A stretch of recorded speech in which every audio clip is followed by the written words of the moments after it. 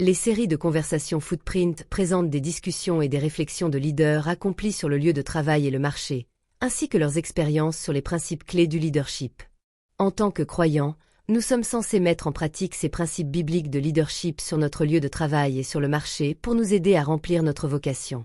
La conversation Footprint de cette semaine porte sur le thème « Avant la promotion ».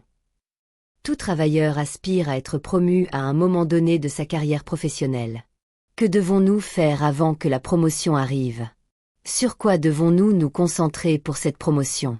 Comment nous préparer afin d'être en mesure d'agir lorsque le moment de la promotion sera venu?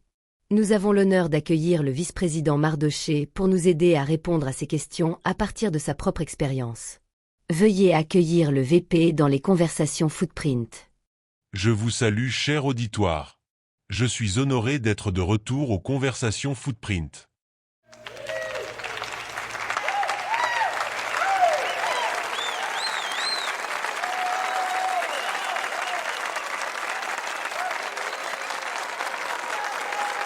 Votre fille adoptive, la première dame Esther, n'a cessé d'insister pendant 2 semaines dans les conversations Footprint sur le fait que vous aviez commencé votre carrière en tant que portier.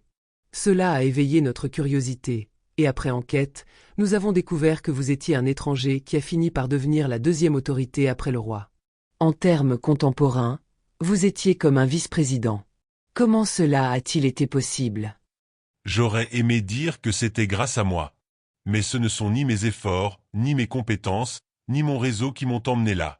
Ce que je veux dire d'emblée, c'est que, en tant que croyant, tu peux être portier aujourd'hui, mais ton Seigneur te voit comme vice-président. Ton Seigneur te voit selon ton avenir, pas selon ton présent.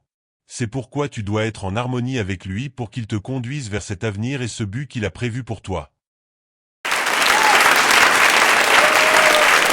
Alors, si je suis portier ou à un poste inférieur aujourd'hui, que dois-je faire pour entrer dans la promotion que le Seigneur a prévue pour moi dans le futur?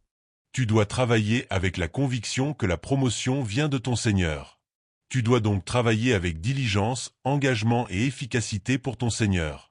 Tu fais plus que ce qu'on attend de toi, même si ton patron ou ton organisation ne reconnaît pas tes efforts ou tes accomplissements. La promotion vient de ton Seigneur et non de ton patron. Oui, la promotion vient du Seigneur. C'est lui qui élève et qui abaisse. Je crois que c'est dans le psaume 75, versets 6 et 7. Mais c'est tout de même ton patron qui prendra la décision pour ta promotion. Peut-on donc dire que tu dois aussi te concentrer sur ton patron? Si vous travaillez en vous concentrant sur le Seigneur, vous dépasserez les attentes de votre patron. Je tiens toutefois à souligner que certains patrons peuvent ne pas apprécier vos efforts, même si vous dépassez leurs attentes. N'oubliez pas que votre patron est un être humain. Il ou elle peut être muté, prendre sa retraite, partir en congé maladie prolongée, voire décéder. Votre Seigneur, lui, ne change pas. Et j'ajouterai que parfois, ton Seigneur peut ne pas te promouvoir même dans ton entreprise actuelle, mais dans une autre où il t'ouvrira la porte pour créer ta propre entreprise, ce qui peut être bien plus gratifiant que ce que tu aurais eu dans ton entreprise actuelle. Sois fidèle là où tu es, et la promotion viendra. Vous venez de toucher un point crucial. Comment gérer les patrons ou supérieurs difficiles, qui ne reconnaissent même pas les efforts fournis? J'ai vécu des moments difficiles avec Amman, qui était vice-président pendant que j'étais portier. Waouh, lui il était vice-président et vous, portier. C'est comme l'éléphant et la fourmi. Il vous a écrasé? Amman a fait plus que m'écraser. Il a même fait construire une potence pour me pendre. Laissez-moi vous dire que les patrons ou supérieurs comme Amman, qui ont accédé à des postes élevés par la manipulation, la flatterie, les pots de vin, ou même en vendant leur âme à des hôtels, des sociétés secrètes ou des puissances occultes, pensent qu'ils sont supérieurs aux autres. Ce sont des chefs dont toute la valeur repose sur leur poste, et ils peuvent être très dangereux. C'est triste. Alors, si la valeur d'un supérieur est liée à son poste, que devient-il lorsqu'il prend sa retraite? Effectivement, c'est triste. C'est pourquoi, en tant que croyant, le Seigneur veut que tu te focalises sur lui, et non sur un poste. Quand tu te focalises sur lui, ta valeur est liée à lui, et non à une fonction. Ma valeur, lorsque j'étais portier, était la même que lorsque je suis devenu vice-président, et elle est restée la même après. En tant que croyant, ton poste doit être une opportunité de ministère et non de notoriété. Avec cet état d'esprit, même à la retraite, ta valeur ne diminue pas.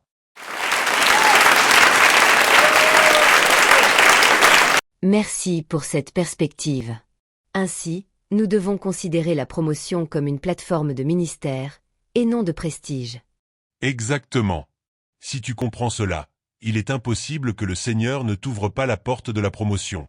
Car il sait que tu utiliseras ce poste pour impacter des vies, et non pour dominer les gens ou traiter tes subordonnés comme s'ils n'étaient rien. J'ai compris le but de la promotion. Donc, quand je suis devenu vice-président, je savais que j'étais là pour impacter, pas pour me sentir supérieur. Merci beaucoup, vice-président. Il est regrettable que certains croyants se soient tournés vers des sociétés secrètes, des hôtels ou autres pouvoirs pour obtenir une promotion. Quel conseil donneriez-vous à quelqu'un qui envisage faire cela? Je répète, la promotion vient du Seigneur. Tu risques de passer à côté d'une carrière vraiment épanouissante. Je parle d'un vrai épanouissement, pas d'un épanouissement passager. Sache qu'il y a des choses bien plus grandes que le salaire, le pouvoir, les privilèges et le statut lié à un poste. Ne vends donc pas ton âme pour avoir de la promotion. Ton Seigneur peut te donner bien plus que cela quand la promotion vient de lui. Vraiment, vice-président.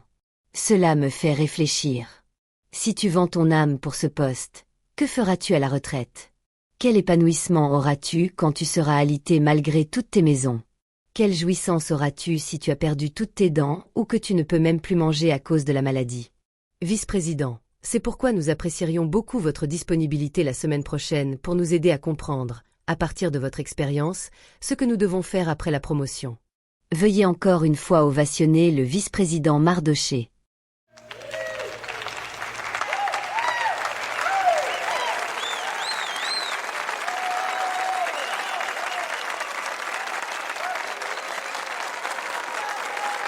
Si la série de conversations Footprint a été une bénédiction pour vous, veuillez la transmettre à d'autres personnes pour qu'elle soit une bénédiction pour d'autres. Êtes-vous un croyant déterminé à réaliser votre vocation professionnelle sur votre lieu de travail et sur le marché? Nous avons plusieurs ressources pour vous aider à le faire. Il vous suffit de vous abonner à la chaîne YouTube pour recevoir les nouvelles ressources que nous créons chaque semaine. Si vous possédez aussi des talents créatifs, contactez-nous et laissons-le céder au Seigneur pour qu'il l'utilise pour avoir un impact sur le royaume.